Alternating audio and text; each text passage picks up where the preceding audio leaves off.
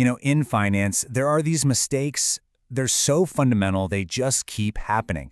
Decades pass, the players change, the tech gets fancier, but boom, the result is always the same catastrophic mess. And today, we're going to dig into one of the most spectacular of all, that fatal flaw of trying to corner a market. All right, let's just jump right in with a question. I want you to imagine this for a second. Imagine a single player, totally hidden from view, secretly controls like a third of a public company.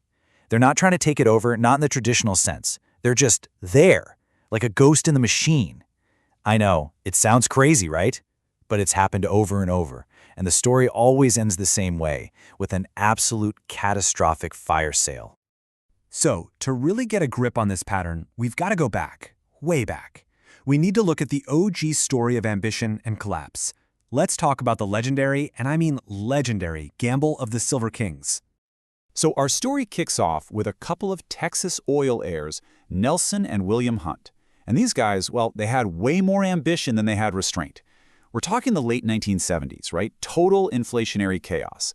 And in the middle of all that, they came up with this plan that was just beautifully, almost brutally simple. It was basically a four-step playbook for total market domination. Step 1, buy physical silver. Just pallets of it.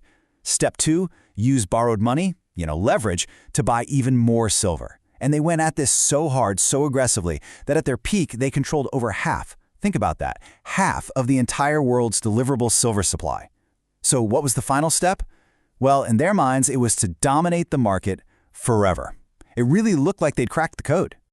And the result? It was a total skyrocket in the price of silver. The financial press was all over it, whispering about this new aristocracy of Silver Kings. But here's the thing. It was all an illusion. Because the regulators, the exchanges, they weren't stupid. They saw exactly what was happening, and they changed the rules of the game. They hiked up margin requirements, and just like that, bam, the Hunts were forced to sell the very thing they thought made them untouchable. And this right here, this is our first big lesson. When your position gets so huge that you are the market, well, there's no way out. There's no exit door. The second you try to sell, you unleash this tidal wave of supply that just crashes the price, and you end up destroying your very own empire in the process. Okay, so now let's hit the fast forward button. We're going to jump ahead 4 decades and see how this exact same ghost showed up again. But this time, it was using the shiny, sophisticated tools of 21st century finance. Let's talk about Bill Hwang and Archegos Capital. Now, Hwang's method, that was the big difference on the surface. See, he wasn't out there buying physical stuff like silver bars. No, he used these really complex financial tools called swaps. And what these let him do was get massive, and I mean massive, exposure to stocks like Viacom CBS, all without ever having to tell anyone. No public disclosures. He was, for all intents and purposes, a ghost shareholder. We're talking about building positions that were 30, sometimes even 40% of a company's entire available stock. On paper, it looked great, like there was all this deep institutional support for the company. But in reality, well, this quote just nails it. These weren't trades, it was a form of financial hostage-taking. So you see the connection, right? It's just undeniable. You had the Hunts with their brute force, physical silver approach, giving them direct, obvious control. Then you have Hwang, using these sophisticated swaps for secret, derivative control. But if you strip away the different tools, what's underneath? It's the exact same hubris. The same belief that if you can just control the supply, you can control the outcome. And the ending? It was just as predictable. All it took was one of his key companies, Viacom, trying to raise a little money. That one move shattered the whole mirage. Suddenly, all the banks that had lent him billions, they all realized at the exact same time just how insane his exposure was. They all called in their loans, they forced him to sell, and the stock price didn't just fall, it collapsed vertically. It was the Hunt brothers all over again, just, happening at the speed of light. Which brings us to our second, and maybe even starker lesson. Look, if your whole strategy depends on you never having to sell, that's not a strategy. It's a slow-motion suicide note. And Bill Hwang, for all his supposed brilliance, walked right into the exact same trap as the Hunts 4 decades earlier. Okay, but here's where the story takes a really interesting twist. You might be thinking, okay, I get it. This is about reckless cowboys, right? Pure ambition.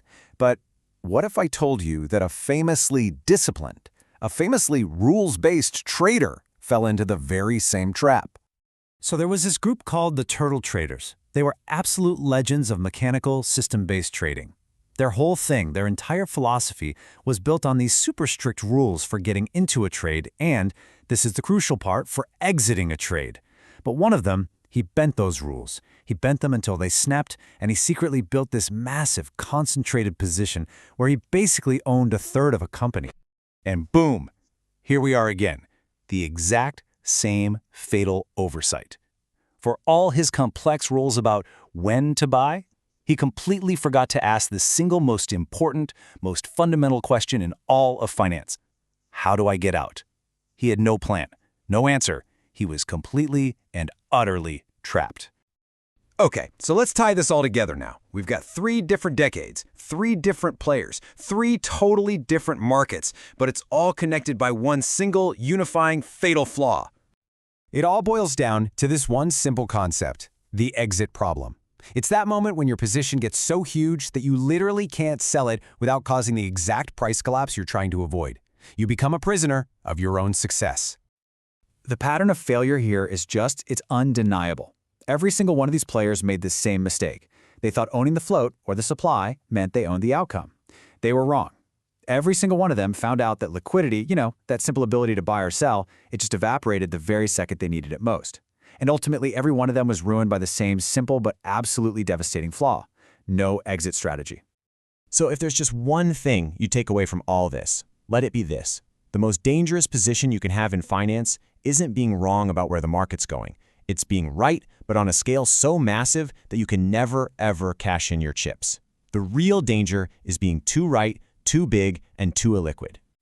And that leaves us with one final kind of chilling thought.